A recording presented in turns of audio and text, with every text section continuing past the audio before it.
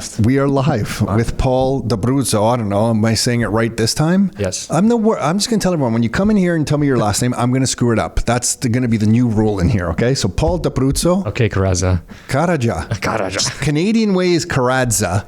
The proper way is Karaja. The D and the Z, just pretend it's a J. So it's Karaja. Just call him and then Paulie John, D. That's what we call him. That's what you called him growing up? Yeah, Paulie D. How long did you guys know each other?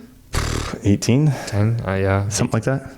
10? You said 10. You said 18. 18 years old. 18 years old is when you met each other. We've come a long way. 18? Oh, I thought you guys knew each other even younger. No. And Josh Arnett. Am I saying Arnett properly? Correct. Holy Yeah, shit. correct. It's a miracle. Yeah. Okay. So since you were 18. Well, we've come a long way. I mean, we used to do mustard shots, eat raw potatoes. Paul used to like pulling out trees out of the ground. So, now we're two guys sitting in a real estate office. What are mustard shots? Is that something I should know that I don't know? So we have A lot of mustard in your mouth. we have a mutual friend who I don't even know where it came from, but it has to be French's mustard. And he started this thing where, if you're drinking, all of a sudden you got to fill your mouth full of French's mustard and swallow it. Don't know where it came from. Don't know why it stuck, but it ended Typical up... guy thing, a very intelligent thing to come up with. At my wedding, it ended up being a thing too, so we all had to do it. And it just stuck over the years. Although we haven't done one in a while since kids came around, but... No more, please. So you guys met each other then at the end of high school? Is that how? Yeah. Yeah, like we were going into college time. You seem very different people. How did this... Paul's a little bit more angrier than I am. Is he still, but is he still as angry as he used to be? Yeah, I mean, different things. Yeah. Like I said, he used to like to pull... He's looking at you right now. He's like pretty angry right now. He used to like to pull trees out of the ground when we were partying back in the day. Which part of Toronto was this? We both grew up in North York. So actually. in North York. Yeah. What was the name of the high school? Well, I went to high school in Maple. Coming to the mic. I went to high school in Maple, St. Joan of Arc. You were in Maple, St. Joan of Arc. I know that high school. Yeah. Oh, wow. People know that place. Okay. I grew up Bayview and Finch area. So then Paul moved to your high school. No, it was just after high school. So I went to Earl Haig Secondary School. I moved in with my grandparents after high school.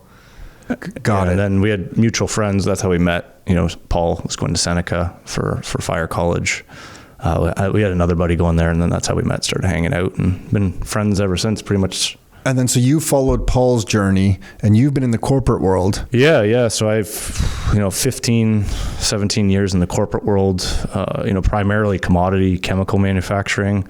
There's a short stint there for about 2 years where I actually did phase 1, phase 2, phase 3 environmental assessments. So now I kind of come full circle because, that obviously happens with some of the commercial units we buy now.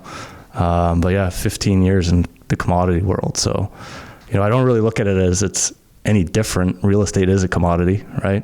And I was just in commodity chemicals, And what was your role there? I actually started out in a technical role. So my background, from schooling, I took an earth and atmospheric science, did a master's in basically water engineering. And somehow I ended up in the chemical manufacturing industry, starting out in technical sales roles, and then worked my way up to business director throughout the years. What is a master's in, did you say water engineering? Yeah, it's basically fluid dynamics, so the stresses of water on structures and stuff like that. They're kind of like nerd math stuff, but and you just love that stuff? No, not at all. You're just good at math? Yeah, exactly. I was one of those kids, grew up in high school being good at sports, pretty much, any sport I could excel at, and, graduated and didn't have a clue what I wanted to do. And I knew I was good at math.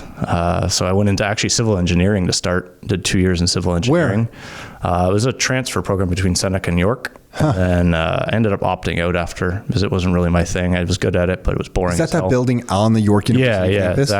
Exactly. And I opted out, and I was good at it. My grades were good, but I just found it terribly boring. I felt. So how did you get to the master's program then? So no, what happened was I switched over to earth and atmospheric science, finished off my 4-year undergrad degree there, and then I did my 2-year master of science, but it was through the Department of Engineering as well. So wow. And then what was the plan like with that degree? Like what were you going to do? Well, if you want a good laugh, I literally finished my master's, and I went. Paul's laughing. He's just looking. I went to work for Pynchon Environmental, and no joke, was digging bloody holes with a shovel, analyzing soil samples and water samples and shit like that. Yeah, I guess that would make sense. I was just like, you know what? You want to talk about a humbling experience coming out of university with a master's of science and, graduating with good grades. And then, some guy hands you a shovel and says, go in this field and collect 400 samples. Honest work, Josh. It's honest work. Put them in literally a Ziploc bag and take them over to Mississauga to be analyzed. The lab. I was like, holy shit, what am I getting myself into? Did it pay well at least? No.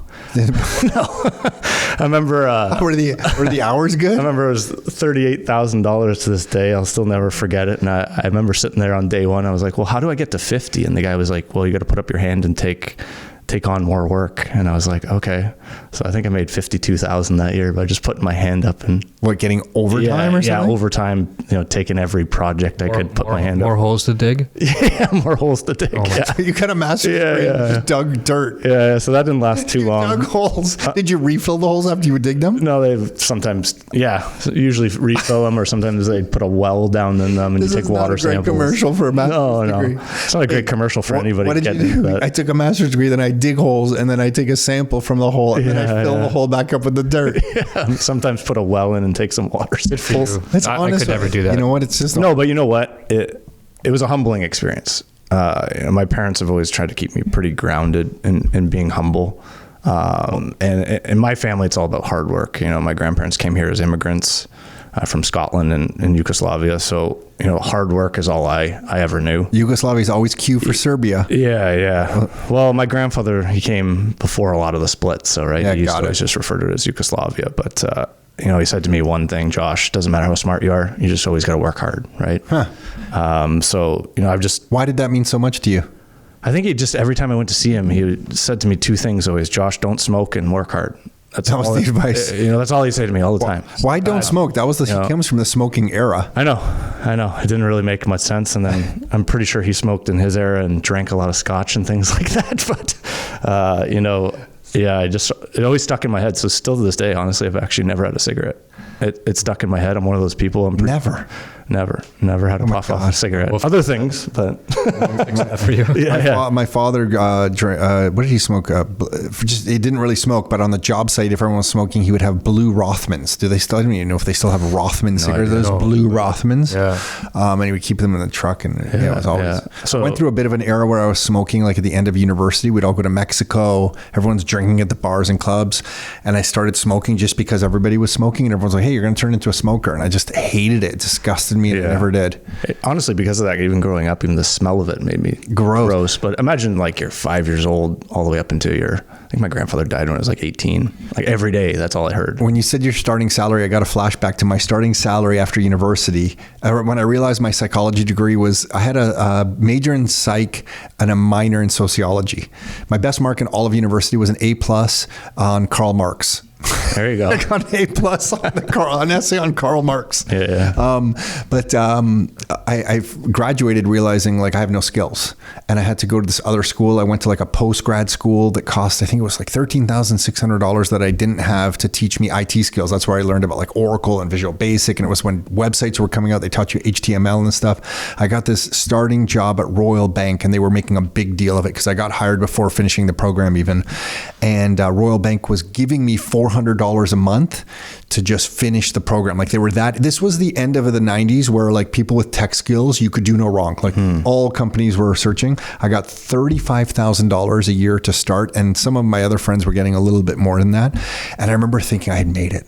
Like, oh man, I like made it, $35,000. And I remember in the first week, I think I went to Harry Rosen and bought a rain jacket, and the rain jacket cost me like, I don't know how much, like, I guess I thought I made it. So I went to Harry Rosen. I'm like, oh, I guess like I now have money. I'll go to Harry Rosen, which I can no longer afford because I'm used to going to Byway for stuff. And I went to Harry Rosen. I think it almost bankrupted me. Then I got my like Go Pass, and then I hated the Go train. I got a parking pass. Anyway, I quickly realized I was bankrupt in this job. And then a month in, they said we had a meeting and we realized IT skills, IT salaries are taking off. because some of my friends got a starting job at 42,000 and we were at 35. And they said, we chatted at the Royal Bank. We really want to honor the skills that you're coming in here with. We've decided not to give you 35 as your starting salary. We're going to move you immediately, and we don't normally do this, to 36. Wow. And that's when I realized, when you have, but you're supposed to feel grateful. Yeah. That's when my nightmare scenario started kicking in, going, oh my gosh, like after taxes and stuff, this job, I have no money. I have no future. I have to show up into this cubicle. And it was the kind of floor at the Royal Bank on Front Street where you would walk in through turnstiles. You would swipe your card and walk in through turnstiles, and then you would go up. This is true. Awesome. This is true. And you would walk up to get up to your floor, and it was like maybe the cubicle walls were not like they are today. They were like 4.5. They were kind of taller, and you could not see anyone's head if they were sitting down. So you would just look across this floor and just see like a maze of cubicle walls. And then I would go into my cubicle and just sit there and like work on this computer code that I was like, it was maintenance. So I was just moving, year 2000 work. I was looking through Clipper code to see if the date format was right, and you wouldn't talk to anybody all day. And I just remember going home going, oh my gosh, like I went to university. I paid extra to go to the school. I know all the latest IT skills. And that's when I think within 3 months, I moved to Oracle. I got like, I think it was 44 or something, 1,000 in tech support, and I was gone. But it was like a nightmare. Finishing school and realizing. So I wasn't like digging holes like you, but I was living in a cubicle that just felt like, and a guy across the little cubicle walkway from me that was kind of connected to my cubicle, we shared like a cubicle entrance. Like we would both come in, like I would turn right, he would turn left to his area with a little dividing wall, I swear. And he would just keep telling me how Royal Bank, it was like working with golden handcuffs. You got all these benefits, and he calculated his benefits were worth like $40,000 a year.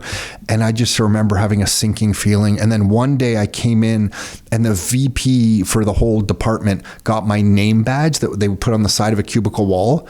And he was so proudly saying, hey, your name tag came in, and they put it like inserted on the wall. And I just remember just like the whole thing was horror show to me, thinking this is my life. And you know what? It doesn't change as you work up the ladder too. I mean, I started out literally at ground zero, digging holes, and then, fast forward 15, 17 years later, I'm sitting in the corporate war room as a director, right?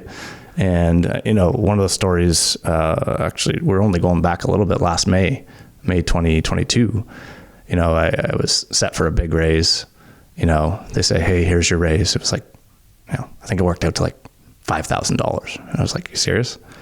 But I was taking over 2 additional roles. So at the time, I'm, basically a business director for Canadian operations.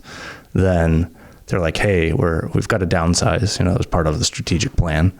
So we let go of a supply chain manager, global supply chain manager, and global procurement manager. Now I'm taking on that role. And I'm supposed to feel grateful over, a $5,000 increase. But the catch is, at the same time, they're taking away my car benefit. So I'm an outspoken person. I was like, okay, well, here's the math. I'm a numbers guy. This works out to like, I don't know, maybe 0.1% increase. And you want me to take on 2 additional roles? And you know what they said to me? Like, Josh, try and not penny pinch the company and be grateful. I was like, oh yeah, you know what? Luckily at the time, in the back of my head, I already had my plan in place to exit this corporate world. But, the sad thing is it goes right up the ladder to the top, right? That's how everybody's treated. And, when I first entered the corporate world or landscape, there are a lot of small to medium-sized companies. So you got treated a little bit better. You felt like you were somebody within them, right? Mm-hmm. But what you've seen over the last 10 to 15 years is a lot of corporations buy out the small to medium guys and get bigger and bigger and bigger. And you're in that industry specifically, and you're seeing a lot of manufacturing, right? So what's happening is they just lean it out. It's all about EBITDA. They want to lean it out, get, in their eyes, more efficient. Arguably, you're getting more and more less efficient, right? But someone leaves, someone gets fired, someone quits, what does it matter? They just divvy up the job. Why were you already working on a plan to leave? What was the prompt? You already knew this path wasn't for you? Yeah, you know what? As the years went by, I think if I think back now, it's a culmination of years upon years. I think early on, I didn't know any better. Parents told me, finish school, go get a good job, work hard. I can't complain. I learned a lot. I started out as a technical guy, and advanced myself more to a business analyst, business directorship over the years, right? So I learned a ton. I don't regret it, but things changed, right? Small to medium-sized companies, you feel like you can make a difference. You are somebody. All of a sudden, they get bigger and bigger. You just become truly a number, and you get treated that way. And, you get lied to a lot. The big one for me is, if I'm in a corporate war room, boardroom, I call it a war room because it's literally what it's like. And I say to people, be upfront, be direct. Most people can take it, right? But when you're lied to and you're being lied to, you're fed these stories to believe into, the corporate agenda. And it's no different with our governments, right? We all joke about that around here. It really gets to you over time. And it's not like one event, 1 month, 1 year, 2 years. It takes time, right? And I just got to the point where I was like, COVID hit. My wife and I just had twins. They're 3 now. I'm sitting upstairs 14 hours a day. I'm seeing my kids for 45 minutes before they go to bed. Oh, shit. And I just said to myself, actually, Paul and I had a conversation. This was like summer of, 2020 or 2021, something like that. And I was looking at buying, one of my first duplexes in Hamilton. And I just said, like, fuck, how do I get out of this? This is crazy. I'm not happy, right? And that's a shitty feeling. Yeah. And I was just like, you know what? If I think back, I never would have honestly thought I'd make the amount of money I made.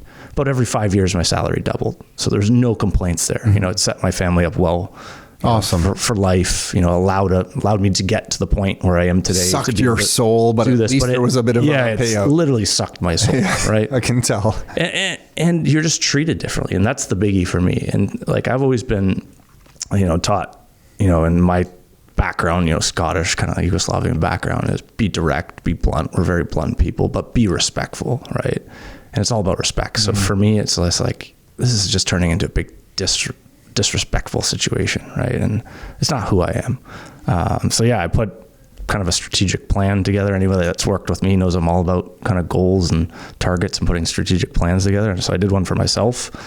And, the exit plan was really, I guess, 1.5 years it took, but really accelerated over like a 3-4 month period last year. How old are you right now? 37? Yeah, 37. It'll be 38 this year. But I pulled the trigger at the end of October last year and stepped away. Wow, with a young family. Yeah, young family. I'm a sucker for putting myself in terms of punishment. We used to live in Burlington, sold that house, bought a duplex in Toronto that we still live in. That was part of the plan. At the time, it needed a ton of rental work. That's in the beaches area? Yeah, it was in the beaches. Yeah, true. Why Burlington to the beaches? We want to be closer to family, but also as part of the plan, Paul and I were discussing, Paul's been, not only a friend, but a great mentor and coach to me, was, okay, we're living in a great house in a great area in Burlington, no complaints, but, it's sucking my money. So, if I want to accelerate this plan, I got to improve my own economics, my own business, Sure. right? Treat it like a business. So, put the house up for sale. Turned a great profit on it because at the time, your wife is on board to this? Yeah. Because you want it closer to family, maybe? Yeah. She's on board for that part. Yeah. Okay. Usually when it comes down to numbers, she just runs the other direction. Okay. But yeah, we put the plan in place. We found a place in the beaches. We were originally looking Port Credit actually, but it was too expensive. There wasn't a lot of inventory, but the benefit we got was at the time COVID was running rampant. People were scared. They were leaving Toronto condos like no tomorrow. Oh, got it. And like literally, you did like a reverse move. Yeah. Literally in like 2 weeks, I swear to God, like our house in Burlington went up like $300,000. And I said to Paul at the time, my wife, was like, time to cash in, like turn this theoretical equity. Sorry, this is summer of 2020? This would have been May, June of 2020. Yeah. So I think we went lockdown. This is all so recent. We went lockdown like, what was it, like April, I think? Oh, I forget. March, April, something like that. It's not even time. Yeah. Now there's some real estate action before that. I'd done my own like little mini burr projects all the time. We've moved, I think 5 or 6 times now. So we buy houses that needed a little bit of equity, sweat equity put into them, 30, 40, 50 grand type of thing, and bought and sold with, the intent only to live there for 4 or 5 years. So we've done that a bunch to build equity. So did you proactively ask Paul for advice, or was Paul just saying, hey, what the hell are you doing? I can tell you're not happy. Do this. I don't even remember. Maybe a little bit of both, because you know, I've always looked up to Paul and said, you know, what he's built for himself, for his family, his business. So that's why you've looked up to him? Yeah, exactly. And then we're friends, so we're always No, I didn't mean it as a joke. No, about it, I didn't know. He was like, what angle are you? yeah, that too. Yeah. What is it? Okay. So I've made equity that way, but then, you know, as I learned more and got educated about it, you know, chatted with Paul about it, I was like, well, how do I put a plan in place to build quicker, right? And that's what we teach with our clients now is like, hey, you don't need 5 to 10 years to put an action plan in place. You just got to be a little bit creative with it, right? So part of it was selling, you know, the Burlington home. Now we're moving into the Beaches, but we found a home that needed a lot of work. You know, to date, we've probably put $150,000, $200,000 into that home. My wife actually walked in the front door and walked out. Sure. But what I saw was good bones, and it was mainly just aesthetics, right? So we went through a full first floor reno. We still got to do the second and third floor. Did you say you're renting part of it out? Yeah, well, now we rent the basement out as well. So it's got a nice, you know, roughly 550 square foot basement apartment, and we get $1,700 out of that. Awesome. So, you know, when you start looking at the Beaches area, it's a little bit more expensive, but actually when I ran the numbers, you know, so I look at my pro forma, right? I was saving money. You know, I sold in Burlington, cashed in a lot of equity, moved to the Beaches, higher purchase price, but when I crunch all the numbers and take in $1,700 a month from renting out a basement I probably wouldn't use anyway, now I'm saving more money. So where did this fit into your plan to eventually quit your job? So this was part of the initial plan. You know, I kind of got, I guess, my feet wet like that. Okay. And then I was like, well, shit, this has actually been really successful. It planted the seed in my head. I said, well, how do I do more of this? So we did some work on the house with Paul's help, refied the house, took some equity out, bought a Hamilton duplex, you know, rinse and repeat. Hamilton duplex already done as a duplex? Yeah, pretty much. Okay. So you didn't need any free cash, any extra cash? A little bit. Some minor cosmetic. Yeah. Okay. Yeah, we learned a good lesson on that one with a shady roofer. That taught me a good real estate lesson. We had a roofer once not take a dump box off a driveway, like they left. And they wouldn't take this was an investor we were working with. They doubled the price on the roof and said, hey, we're not taking the dump box off the driveway until you pay us. So they were like blocked from their own. This was similar. I even forget how that one got settled. Yeah. Doubled the price from the quote. Said either pay us or I'm just leaving that dump box there so you can't even use your house. Yeah. This guy was similar, except what he did was he took the whole roof off, left it exposed, and put half the shingles on, left the price, but said, hey, I want more down payment now. And then never showed up again. Jeez. So then there's a big rainstorm, that house leaked, drywall getting replaced. Luckily it was vacant. Real estate's so wonderful. It was a good lesson to learn because, and we talk about it a lot now in our classes, build your Rolodex. But, and I think you've mentioned it a lot on your podcast, right?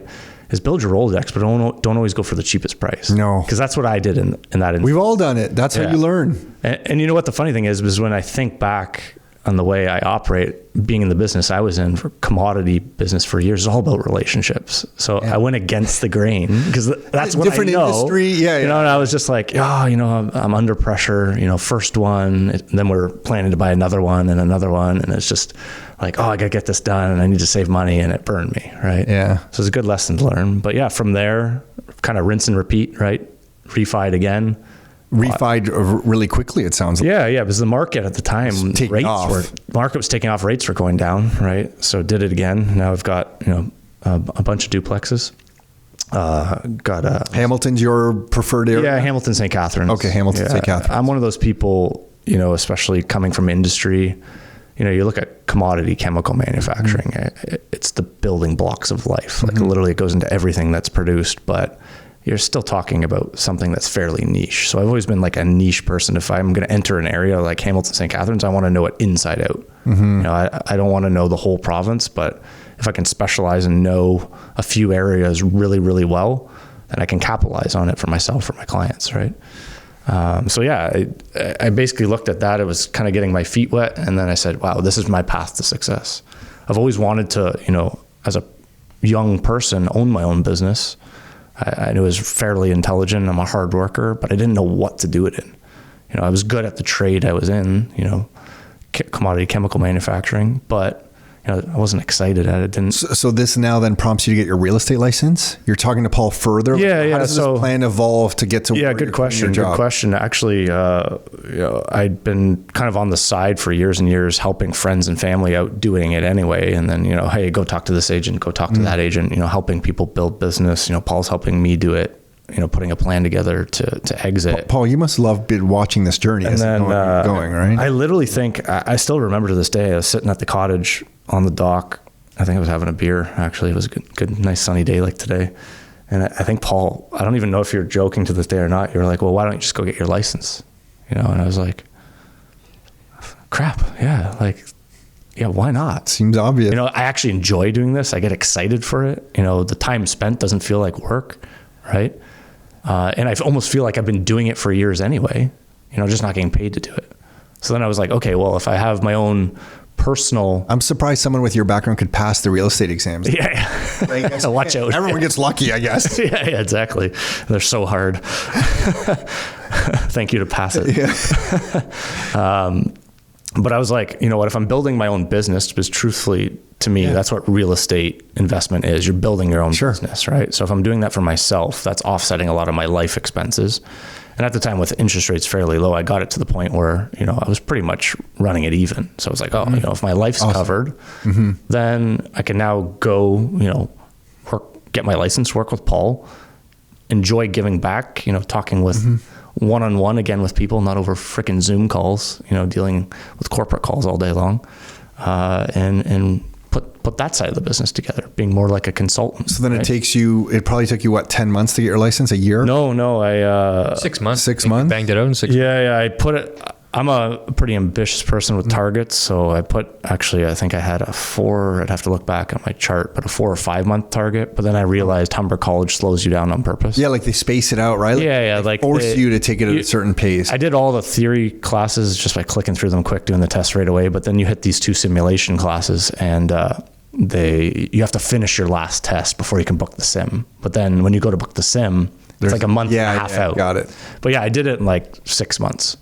I told him he didn't finish in 6 months. And this guy's when I took it, it was like mail order, man. They sent you a book in the mail, and I read it at home. Then you just showed up to write an exam, and that was it. Yeah, I think I finished in April or something like that. And Paul was messaging me in January saying, "You done yet?" And I'm like, "Dude, I should be done like this because that's how I am." I'm like. Serving you well, the way you are is like serving to get shit you well. done, right? Yeah. So, it slowed me down. But you know what? It was good because you got the license knowing that you're going to quit your job. Yeah, at that point, again, it goes back to that conversation in the summer. I think honestly, Paul thought I was probably nuts at the time and thinking I'm joking. But when I have something in my head, I go for it. I go hard. I'm all in. Good for you. I'm like that with everything. So, from that moment forward, it was like July or August or whatever it was. Actually, I think it was July because remember I did my first test in September on Labor Day. But once I'm in and my head is there, I'm guns a-blazing. So, I had the strategic plan in place, timelines, targets, my own KPIs. And good to go. What were some of the KPIs? Do you remember? Some of them are, hey, finish this course by this date, achieve in my mind in order to stay, sharp and, on my toes. It's like, I need this mark, right? So I want to achieve a 90. Right? Oh, but really on those courses? I was always like, hey, what do I need to pass? Let me get a percentage higher. Yeah. And I'd even have silly stuff. And again, it's just, and it's the same thing in the real estate process. Paul says it best, real estate it's a process, not an event. Well, it's the same thing in life. It's a process, not an event, right? So it's like silly things like, I'm going to click through this portal by X date on X time. So check mark, done. Move over to the next task, right? So I did that and I was really able to accelerate, but also build, the framework of now my business moving forward. So our business obviously includes working with, rockstar clients, helping them put their businesses together. But I've also got with Paul and Andrew, we've got a Rolodex of contractors now. We've got, come close with Fabio Campanella at Campanella Group. So, if we put together corporations, Amangelo Vumbaka, awesome. met with him, put together, Rolodex and understood how wills can work, really trying to estate plan for people and really build a business for people, right? You're starting actually multiple businesses. Each of the properties that you own to me is a franchise. Yeah, you're offering shelter. Your customer is living in there. Those are each like little franchise businesses to me, more than investing in real estate. Right. This is active. And then with your real estate license, and I know you're doing stuff together with Paul and with Andrew, but it's like starting another business. So you've actually started multiple businesses. Yeah. And the momentum required to get that going is incredible. So the energy you need to get that flywheel going is really high. Oh yeah. So good for you. I know you've seen it like the way I am. Once I'm all in, I got my first job when I was 14 years old. I wanted, I think, new hockey equipment. My dad is pretty old cheap Scotsman. And he's like, no, I'm not giving you a penny. And I said, fine, I'll go get a job. My parents went to the cottage for the summer and I got a job. Walking dogs, actually. And you stayed home without them? Yeah, I stayed home without them, cooked all my own food, took care of myself. No way. Yeah, that's how my parents are. They're just, work hard. Any brothers or sisters? We had a brother, but he passed when he was young. Oh, geez. But usually you think of an only child and you get babied. My upbringing was completely the opposite. My parents were pretty like hard nosed, like work hard. You were neglected. Yeah, basically like work. It's funny because there's some value that comes from that. No, because when I was younger, honestly, like I was probably the quiet kid. I don't want to say we didn't grow up with much, but I grew up in a very affluent neighborhood in North York, but we weren't affluent people. Yeah. We lived in a high rise apartment building that was like, not grimy, but it wasn't pretty. It wasn't nice. Like honestly, going to high school, I felt like the poor kid. Why? Because some friends lived in nicer houses? Or something? Like you're talking Bayview and Finch, Bayview York Mills stretch. Like I remember going to friends' parties, like they got elevators in their houses, they got urinals in their bathrooms. And I'm like, man, we're living in like a small 2-bedroom, like kind of crummy apartment. I should have felt grateful, right? Because it had a good life. But, in comparison to what everyone else had, I was always kind of looking at that being like, well, how do I get that? I want to be that. And my way around it was to work hard, and probably be jealous and have a chip on my shoulder. And that's what's made me successful and driven me forward my whole career. That makes sense. And I honestly think that's where probably the real estate bug got in a little bit, because I was always looking at these, beautiful, grandiose homes and like kind of picturing myself living in them. I'm like, well, how do I get there? Right. And what I was taught as a kid is just work hard. Right. So then how do you lead us up to actually... Yeah, sorry, we're all over the place. No, it's great. Lead us up to giving actual notice. So you get your real estate license and, and then what? Are you using it? Do you join with Paul? So this was May. May of what? 2021? 2020? No, 2022 actually. Yeah. So like I said, I felt like I've been doing this a lot longer because I was doing it more or less. I feel like you've been doing it a lot without a license, right? Like just helping family, friends out, talking about it. And I'd say, hey, go talk to a Paul or something like that if you need to transact, right? But yeah, I've only been actively had my license since last May. But there's a lot of planning that goes into that, and a lot of hard work too, right? Like I've been in this office at 6 a.m. and left at 9 p.m., right? Like I know what it takes to run a business, because what I came up through before, exiting, quote unquote, the big corporate world was working for small to medium-sized businesses.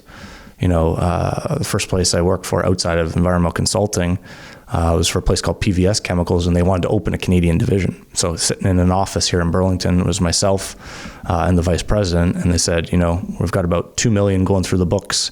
We want to double in size every 5 years. And it was just two of us. And when I left after 8.5 years, I think it roughly was, we're 20 people and about 54 million. So if I look at the skills I gained, it was always from small to medium-sized businesses. And guess what? I don't care how smart you are. It comes down to hard work. You would know, obviously, starting off Rockstar, right? Like you got to grind, and it's not handed to you. And I think Andrew Paulides was just saying this, that like if you commit that many hours, you're either going to quit what you're doing or you're going to succeed. Yeah, and it sounds like you've just, with everything you've done, just stuck with it. Yeah, and to me, like you can be intelligent, and you can have, it doesn't matter what your IQ is, but at the end of the day, you got to work hard. Businesses, unless someone's handing you something, don't just come out of nowhere. You just got to literally work 140% every day. And that's my mentality. And I live by one principle. Actually, I think it was Jordan Peterson said this a while back, but it's like hard work can overcome self-doubt.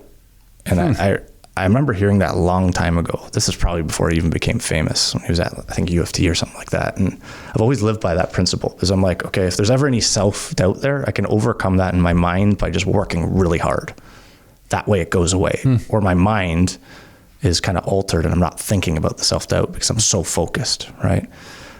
And that's really, where I come from. So, when I'm talking with you or talking with Paul, I feel like I've been here a lot longer, but I really haven't. But I've been prepared. And I've seen you putting in the hours. I think I left on Friday or something, and you were still, I know you were here in the morning, or maybe it was Thursday, I can't remember.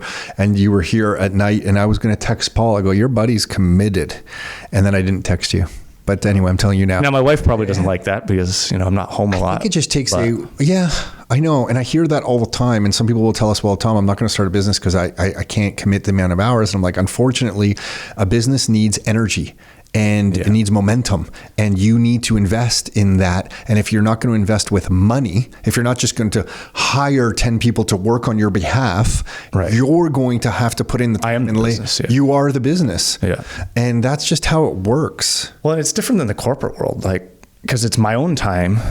It's my choice if I want to work 14 hours or not. I left the corporate world because I was working 14 hours for somebody else, and it's going really unappreciated. But now I'm working. And that will change too. You're working this much now to get some momentum this much going. now. I'm working with friends. We're having a good time, and it's by my choice if I want to be here, right? And put in that effort, and I'm enjoying it. That's the big difference, right?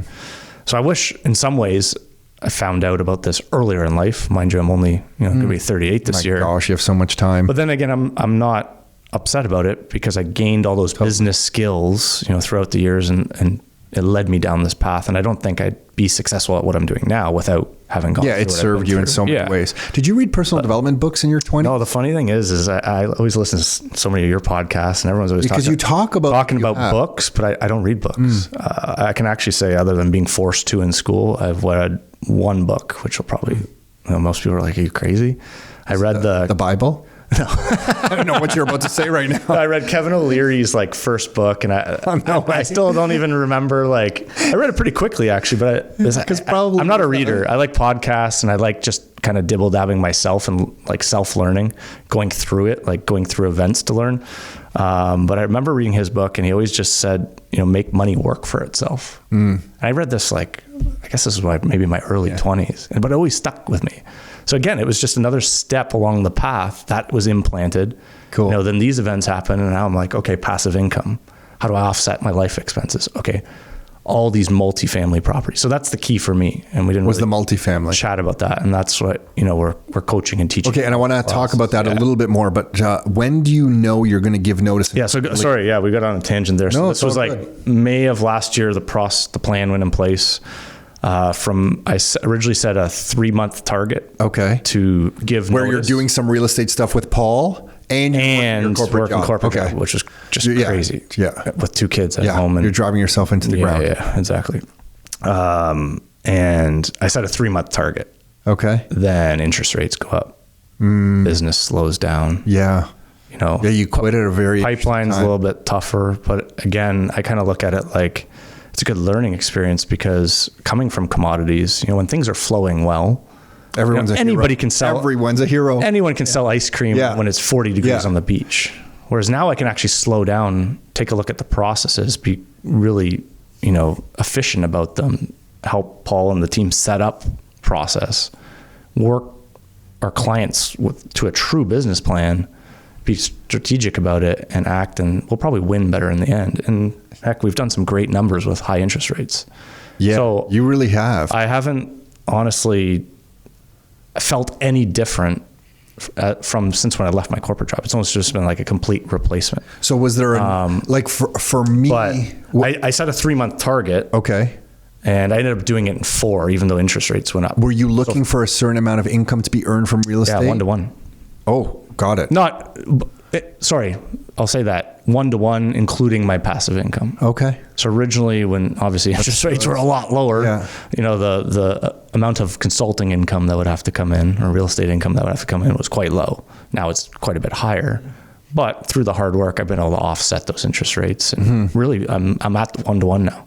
So you saw that you were going to be able to hit that 1-to-1 number with your real estate income here, and then you said, okay, I'm giving notice. Yeah. Give- So I originally in my typical head, 2 weeks notice. I gave a month. Okay. Being, a little bit further Okay. up the chain, being at a director level, standard is kind of a month. How was that received?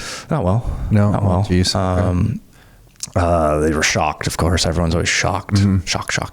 And it's like, really? Look how you're treating people. You're telling me I'm penny pinching the company when Were you're you, giving were me you like freaking out after you gave you the notice? No. Like I said, when I'm got something on my mind and I'm ready to go and the plan's in place, I'm confident. Any of that self-doubt, I know I'll overcome with that hard work, right? The office is here in Oakville. You live in the beaches. What time are you leaving home to get here? You're here before I get here. If I don't drop the kids off, I'm a 5 a.m.er every day, Okay. 7 days a week. I get up at 5 a.m. I do my thing. If I don't have to drop the kids at daycare, I'm usually here by 7. When you get up at 5 a.m. and do your thing, what's your thing? That's my free time. Okay. I'm probably not since reading. I've been about, no. We know you're not. But you know what? When I say don't read, I don't read books. Yeah. I love. Doesn't matter. I'm just saying that's my time to read. I love researching articles. Reading posts. I'm not a Twitter person either, but I'll read. So it's Josh time. Yeah, it's Josh time. Recenter yourself. Yeah, I'll take the dog for a walk, have my coffee. No kids are screaming at me. Wife's not screaming at me. The kids and the wife, the family's getting up at what time? 6:30. 6:30. So you have an hour and a half every day. That's really nice. A shower, coffee, walk dog. Is this when you do some of your planning on Yeah, some of those it's KPI kinda like- targets? It's that time for you? Yeah, me, Cool. self-assess, again, part of strategic planning, coming from the corporate world is you set those KPIs, you set those targets or, that process in place, but you got to take a step back every now and then and say, okay, how's it going? What are the numbers? Okay, I got to now rejig it and move forward, right? And that's when I do that. That's a really strategic time. I have met so many people that when they change their lives, they're getting up early and, doing some thinking. I call it scheming. People don't like it when I use that word because it's got a negative connotation to it, but like you're scheming for your own life. You're coming up with your plans and stuff. So now I'd say the hardest thing probably actually transitioning out of corporate for me was being an early riser. And I've always been that way. And I get a lot done between say 5 a.m. and like midday or 2 p.m. Now, as we know in real estate, there's a lot of conversations had at 8 p.m. I know. Holy shit. So you want to talk about for me by 8 p.m. my head's like, oh, like I did a class, the multifamily class last night, and did you? I didn't get out of here till 9, and I'm talking with people. Exhausting. I'm like, oh my god, Yeah. like, I almost feel bad because I don't even know what I'm saying to them, and I'm like, I hope they enjoyed this because this is not my sharp hour. If I did this at 5 a.m., I'd be, doing cartwheels. We should in the room. toy You around. got to have an afternoon nap like me. Yeah. I always make fun of him as he naps in the parking lot. I've seen him nap in the parking lot sometimes. I like What are you it. He's doing? doing his nap. Yeah. But yeah, so for me, You, man. Josh, said, congrats. thanks, man. Congrats. Yeah, cheers. We Cheers. didn't drink our tequila yet. We're having our tequila Salud. right now. Yeah, way to go, man. That's a big deal. That's a big deal. Who's doing that? That's an incredible story. Yeah, I appreciate it. And it's a current story at a time when people would think that's not possible. Anything truly is possible. You just got to be prepared and plan for it, right? And it's no different in real estate. You want to grow a portfolio to quit your corporate job, grow a portfolio to fly around the world, just put cash in the bank, which obviously we don't recommend. You just got to put a plan in place. And so when you're talking to people now, you're in such a prime position because you're recently in the corporate world and you're meeting people who want to do exactly what you have done. Right. So that's why you're bringing up multi-units because they've served you so well. Specifically, are you talking duplexes, fourplex? Like when you say multi-units, all of the above. So really anything, if we look at personal financing, so 2 units up to 4, Okay. right? Because anything 5 and above, you get into commercial financing. But really up to 20. Our group with Paul and Andrew, we really say anything above 20 gets tough. You're talking about like institutional investors, foreign investors that are buying full cash. A lot of private sales is tough to deal with, right? So we say kind of like 2 to 20. in the geographical area of Hamilton's Golden Horseshoe. Horseshoe. Oh, okay. And the bulk of it probably actually being like 2 to 10 units is where we do most of our business. But to me, being a business owner, if I think of any business, it's about how do I de-risk, right? And when I was getting going early on, to me, a single family home or a condo is not a bad investment. And I'll commend anybody any day for buying that if you're going to do that versus put your money in a freaking RSP, a GIC or TFSA. But I'd say arguably for the same amount of money in a different area or the same amount of money, maybe a bit more, I could buy a multifamily and de-risk my purchase. And what do we mean by de-risk? It's, hey, if I look at sensitivity analysis on the interest rate, you know, interest rates we've seen as low as, heck, I had a 1.16 at the beginning of this craziness. Now I'm at 6 something. So if I look at a multi-unit, I'm going to say, hey, here's 6 properties. Well, which one performs best under a 2% interest rate, a 3, a 4, a 5, a 6, a 7, God forbid 8, 9, or 10, which we probably know is not possible with the debt these days, right? But that's called de-risking your purchase. Well, you can't do that with a single family home or say a condominium investment. Again, it's not bad if you're not going to do anything, but if I've got choices, why not take multiple income streams over one and run the analysis, and I can see that my purchase performs well under all scenarios. So that's why when you say, hey, how'd you quit? And God forbid, and it did happen, like I'm quitting literally and interest rates are going up like no tomorrow, but it didn't scare me. I was just like, okay, I just have to pivot my ratios a bit. I got to have a little bit more, you know, consulting income come in, but it really didn't destroy my plan because all of my properties to this day are still cash flow positive, even though my rates have gone from 1-2% up to 6-7%. They're all positive still. And that's with 20% down. We're not talking like, you know, LTVs of. Is there a sweet spot you like? Like, is it duplexes on the smaller end of a kind of a multi-unit, or is it like a triplex or a sixplex? Is there like within the window of property you like? Is there one that's just like not really? To me, every property presents its own kind of story, right? So passive income or cash flow, profit, whatever you want to call it, is just one component, right? The next component is, well, how do I equity build off that? So what Paul actually taught me early on is find those 7 out of 10s, as we call them, right? So don't go. Clearly hasn't taught you about wearing gold chains. No. Okay. That'll come. I'm the pasty white guy, so it doesn't look good. But you've said that, and I'm pastier than you. I know my gold chain. Yeah, and my gold chain is a thing of beauty.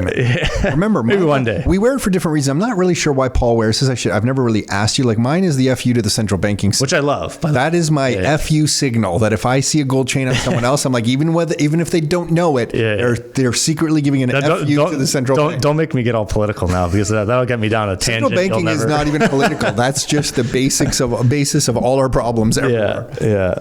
But yeah, back to what we're saying is, you know, find that 7 out of 10. So what does that mean? You know, don't go buy the property that's, you know, $600 square foot finishes and it's something you'd live in and it's all shiny and nice.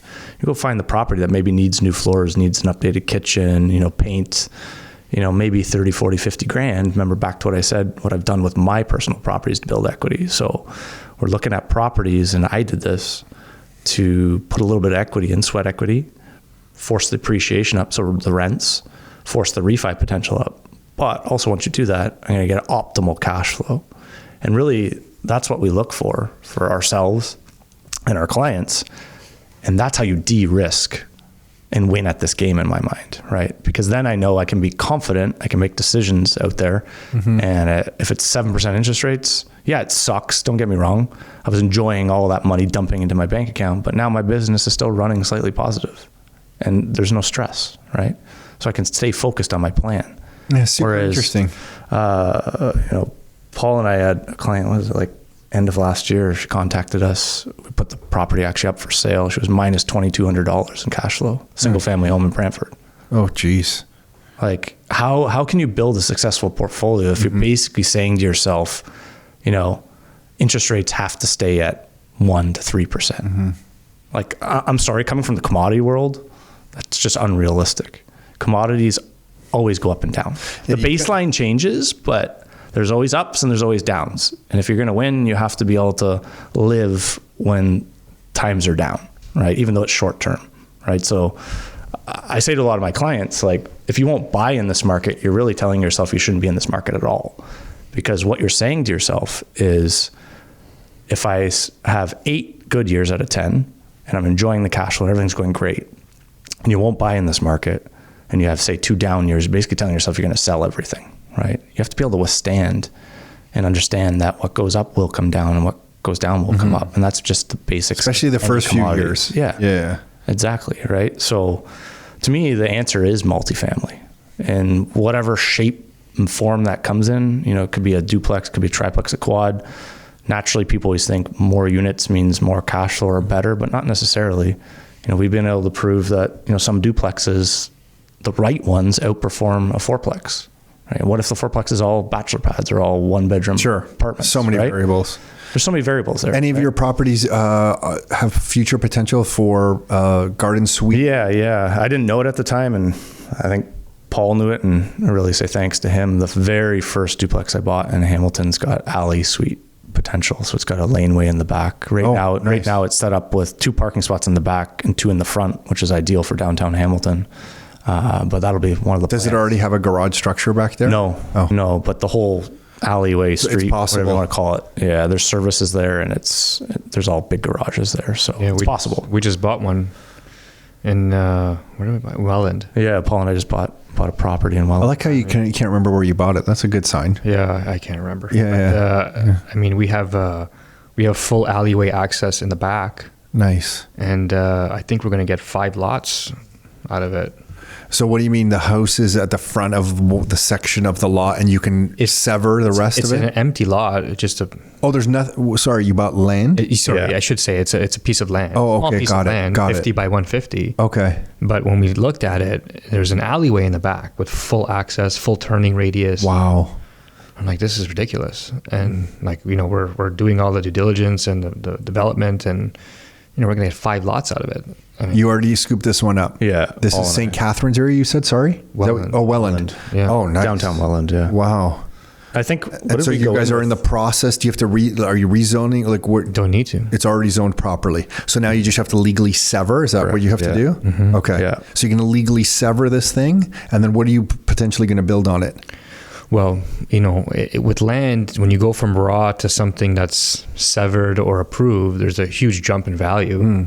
So, at that point, you decide whether you sell the lots or you go for another ride and build. So you might sever, and then potentially you could sell because the value's higher. We will sever. Okay, Yeah, so you are going to sever, but you could potentially sell at that point if you want to sell a lot off or 2, no? We could sell them all. We could sell a few. Okay. Or you then go to getting something built on them. Yeah, we will build it. If we're going to build it, we'll design it for, medium density multifamily. So we could get up to 16 units on the land, but it doesn't make sense to build a building. So what would you do? A lot of semis, maybe towns? We would do triplexes. And get standalone triplexes? Some attached and some standalone. Because nice. As multiple triplexes, you're bringing in residential financing. They're much more saleable. The cost per square foot to build is lower, much more efficient than building a small building. It's ridiculous with fire separations and all this crazy stuff. So we want to turn a couple lots we have into triplexes. And the reason I like triplexes specifically is because they get the best of both worlds. They're kind of multi-units in that you kind of mitigate risk. You have multiple streams of income in one property, but it's also tied to the residential real estate market. So if the residential real estate market goes up, they're not big enough where investors will just analyze them based on cap rate. Right. You get some of the lift. You know how in real estate investing, you get both the best of both worlds. You get market and income. It's like this sweet spot in real estate investing is like that triplex world. It's really, you get in duplex, you get in fourplexes as well, but I guess all of it. But triplexes right now, to me, are super sweet. Yeah, with I mean, I don't want to go off on a tangent either, but like with this Bill 109 and Bill 23 or whatever, that's a whole podcast the changes that happened in Ontario there. They're making, small infill developments much easier to go from 0 to up to 3 units, and sometimes 4 and 5, like you were saying in Toronto there. And that's a good thing for everybody. Got it. Okay, so you guys got this. And sorry, I don't even know how we got to this point, but that's what you're helping people. So are you helping some clients you work with? What's the most common thing? It's probably just a pre-built duplex, triplex, fourplex, like you were saying. So we either do pure multifamily, again, 2 to 10 is the most common. We'll go up to 20. But probably even within that window, it's 2 to 4 is the most common. Yeah. Most common. I'd say, 70% of our clients fall on the personal side. So the 2 to 4, maybe 30% of them right now are 5 and above. And they're getting commercial financing. Yeah, exactly. They've got a bigger equity position at that point. The property is all about the DCR, debt to coverage ratio, right? But then, we're getting a lot more into kind of infill development. So we've got, Paul and I obviously have our own project going on right now that he just mentioned, but we've got another client that we bought a lot in Niagara Falls area. He's going to build side-by-side semi-duplexes. So good. And, you got, as Paul calls it, now money. But if he holds those units, he's also got his future money. Totally. Like his medium to long-term passive income money, right? And it's all about just procuring the land at a good deal, but being kind of optimistic about what it could turn into. So again, it's the same approach. You try and de-risk it by saying, hey, I have some basic knowledge about this piece of land. I'm going to go tie it up. At bare minimum, if I get 3 or 4 units out of it, great, I win. And some of them, like the one we bought together, Paul and I, now we're like, heck, at minimum, we may get like 10 or 12 units out of this, right? By the time we add ADUs to each structure, right? So that's how you win, right? You got to act. And again, it goes back to how we started. It's all about multifamily to me. And again, I truly don't. You really love the multifamily. Well, I don't give people a hard time if they're in real estate in general. Like, great, But this is the area that makes sense. Impressive. Like you've built up, you've got a dozen single family units. Great. But unless you got long equity positions, and like I was that kid, Paul was that kid, growing up with not much, no handout. So if you got minimum % down, like that's risky. That's, I don't know if you guys have seen the new MLI CMHC financing that came out. It's like a point system for efficiency and environmental bullshit, right? And great. You're giving people an opportunity to buy, 95% LTV, 50 year amortization. You know what? That gives people options, but man, that's risky. If the market switches on you, and like we've seen the last year and a half with the rates, you're underwater. That crushes your business. Your plan is done. I think for some people who don't have that option. Yeah, for sure. Changes too. Your financial situation changes. Like Nick and I have some single family stuff now that actually started as duplexes. We rent them out now as single family, but our financial situation has changed. Right. So we can kind of handle it. We might build on that later. One of them is one Paul told us to buy, which was a great idea. Paul told us to buy, immediately went up after. Whenever Paul's one of those weird people that like Nick and I don't listen to anyone. But if Paul's like, hey man, this is like a no-brainer property, and just looking at you with that Paul face. Yeah. You know when Paul, hey, are you stupid? Yeah, like, are you stupid? Are you not buying this? Why aren't you buying this? I'm like, Paul, why aren't you buying this? I can't buy it right now. Why would you not buy this right now? And I remember you did that in the office one day. I went to Nick. I'm like, shit, I think we have to buy this property. The funny thing is he's convincing with it. He's convincing because he just gives I don't know. My very first property. And he kind of just mumbles. I don't understand. I'm not buying this property. He just like walks away. And I remember he walked away. I was like, shit, Paul, can you email me that listing? What's that property? That property. Yeah, actually my first property with Paul, the Hamilton duplex, I never even saw it.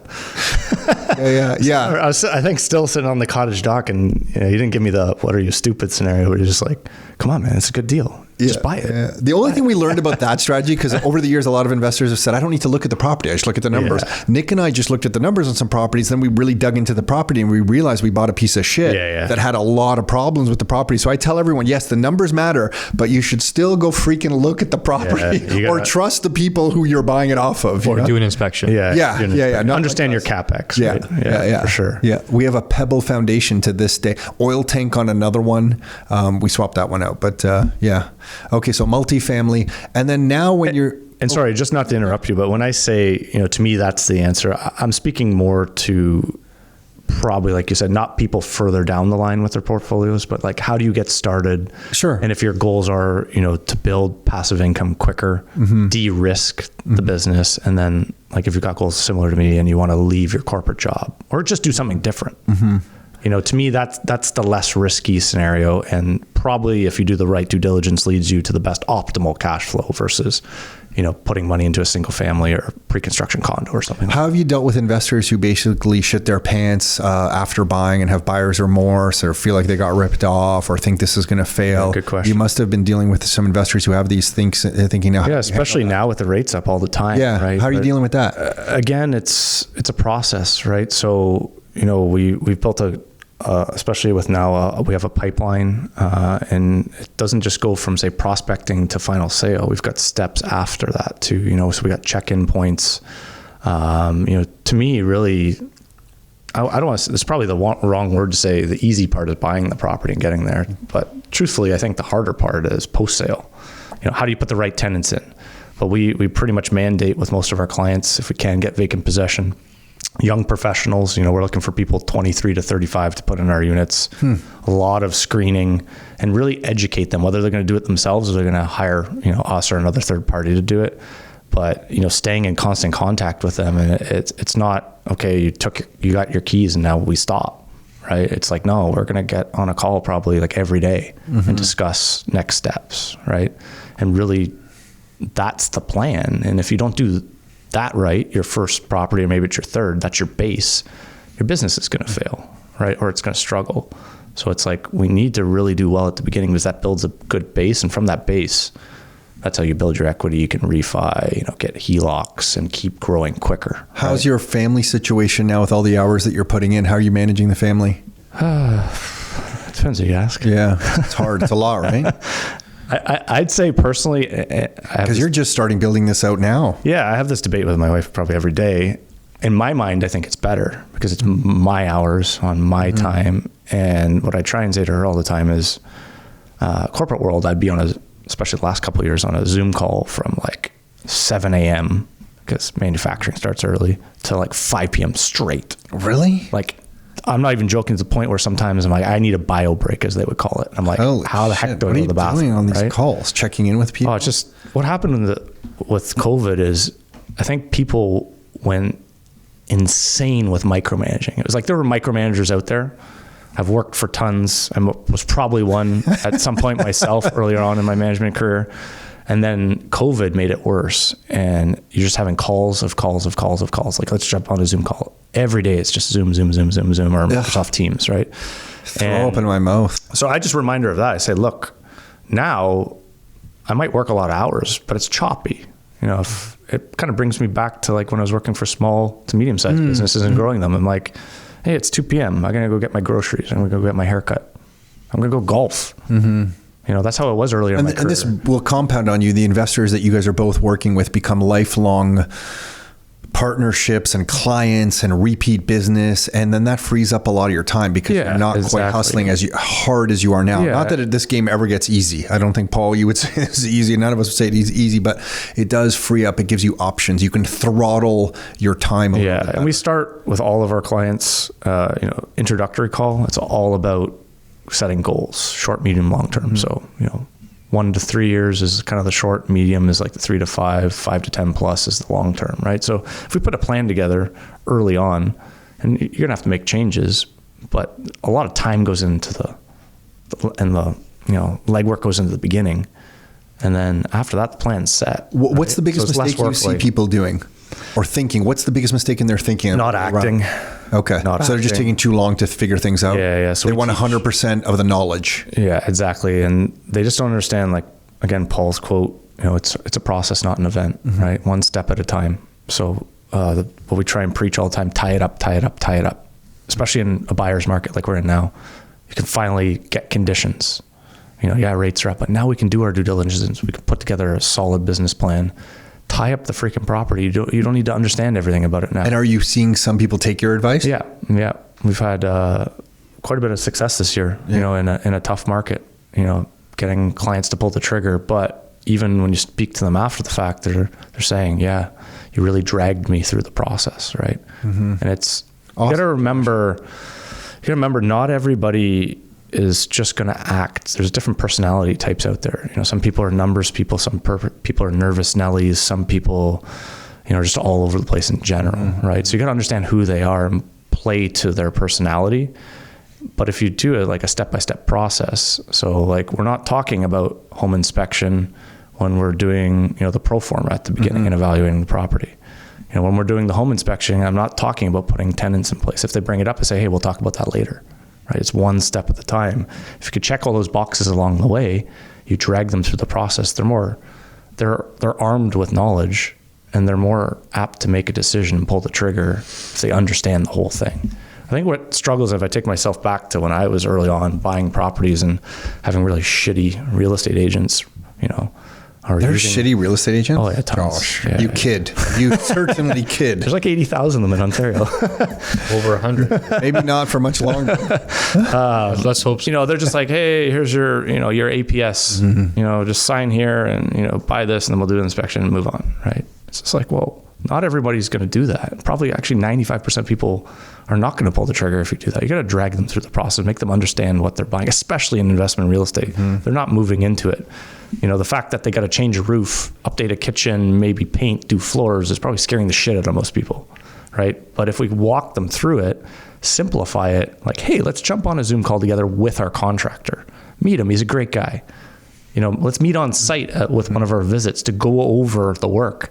People start learning that, hey, this is actually pretty straightforward, and they don't get nervous about it. And you guys are a great team. They're more likely to act, right? Yeah. You, Josh, kudos. Everything you've accomplished so far. It's easy for me to see. I've seen a lot of people come into this. I don't see many people coming into this doing what you're already doing. I appreciate it. So to extrapolate out the next 3, 4, 5 years for you is amazing. And Paul, I think you guys have, you found an amazing partner. I know you guys were buddies, but I think you complement each other so beautifully here. You must be feeling grateful that he's doing what he's doing now as well. Yeah. We got so many things going on, and we have a lot of clients after 12, 13 years of doing this, and it's great that Josh kind of already has the head for it, and he can handle bigger conversations with people, and the transition's been very good, and we're growing our business because of it, so it's great. Yeah, it's awesome. I'm just thrilled to watch you guys. Seriously, it's a pleasure watching you. Yeah, Josh, you coming into this, it's been just a pleasure watching you,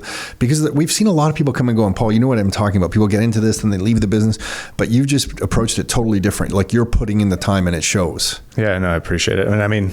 Good mentors to begin with. Like I said, Paul's a friend, first and foremost, will always be that. Business and friendship can sometimes be tough, right? But first and foremost, he's a friend, but he's also been a mentor along the way, right? And if someone wants to reach out to you, how do they find you? Probably best way is on Instagram. So just look up my name and you'll follow me. What's your Instagram handle? Can you share it with us? I think it's at Josh Arnett or at Arnett Josh, one of those two. Okay, so if you're listening to this, we will link to Josh's Instagram. Or what's your email address? josh@rockstarbrokerage.com. Yeah. Or I get actually a lot of leads, and we do a lot of content too on LinkedIn. So just look up Josh Arnett, MSc, so master, that stands for Master of Science, and check me out on there. MSc, Masters of Science. Hey, you got it. Might as well. Yeah, I paid for it. I might as well. If anyone wants to know how to dig a hole or what shovel to buy to dig a hole, or hey, better is if you're digging holes and you want to learn how to get out of it. Totally, I can help you put a process and build a business in place to get out of there. So my profile on LinkedIn says Paul unemployed and unemployable. Does it? Yeah. No, it doesn't. Oh, but let me tell you a funny story, because I know we're probably coming to the end here. I actually recently heard a comment through some of my contacts still where I left, right? And it was from here we go. It was from one of the higher ups in the corporate boardroom. They're like, man, I must have been a really bad manager or mentor if one of my top guys left to be a real estate agent. Oh, that's what they said to me. Burn. I just heard this, but he's right. But burn. I just heard this. There's some truth there, but it's also a low blow. Yeah, I just heard this a couple weeks ago, and you know what? I thought to myself, I was like, I'm not a person that generally gets mad at anything, and I was just like, I could let that kind of stew and burn, and I was just like, you know what? That's just gonna motivate me that much more. Oh God! Because at the end of the day, I'm just like, you're still working that crazy corporate 14 hours a day, unappreciated, probably not actually, no, in this case, not enjoying your job, and you're saying comments like that about me, and dude, I feel like saying, hey buddy, let's have a conversation. We can talk about success and enjoyment in life, because it's not just ROI, as we all talk about, return on lifestyle, right? Mm-hmm. Agreed. And then you could probably maybe choose your choice of words again, right? But that's the corporate life you're working in, right? No wonder I wanted to leave. Mm-hmm. That's what you hear every day, stuff like that. And there's probably lots of cases where people are enjoying it, right? Sure. But we all know, this monetary system. Mm-hmm. Don't get me down a rabbit hole on that, but how are you going to win at the end of life, right? Let's go buy our $1 million homes and pay them off. And then what? Unless you got mountains of cash to live on that's being devalued every day, how are you going to pay your bills? Agreed.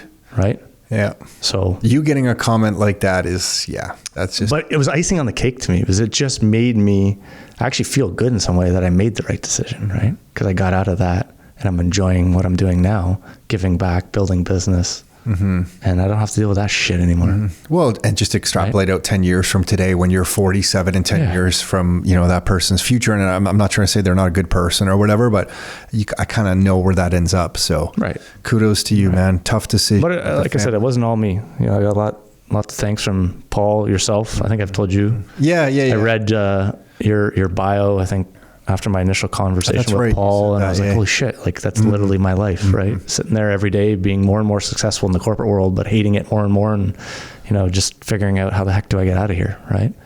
And most people wouldn't do that because they look at their paycheck and they're like, hey, I'm making great money. But what is money if you're not enjoying life and you got no life to live, right? And it's short. Yeah. It's a short time. My kids have taught me that. That's for sure. Pleasure getting to know you better, Josh. Yeah. Thank you for doing this. Thank you for working with Paul, and Paul for you guys being buddies. I mean, this is really wonderful to watch. Yeah, we should be doing mustard shots now, right? No mustard shot. We finished our tequila. We finished our Don Julio.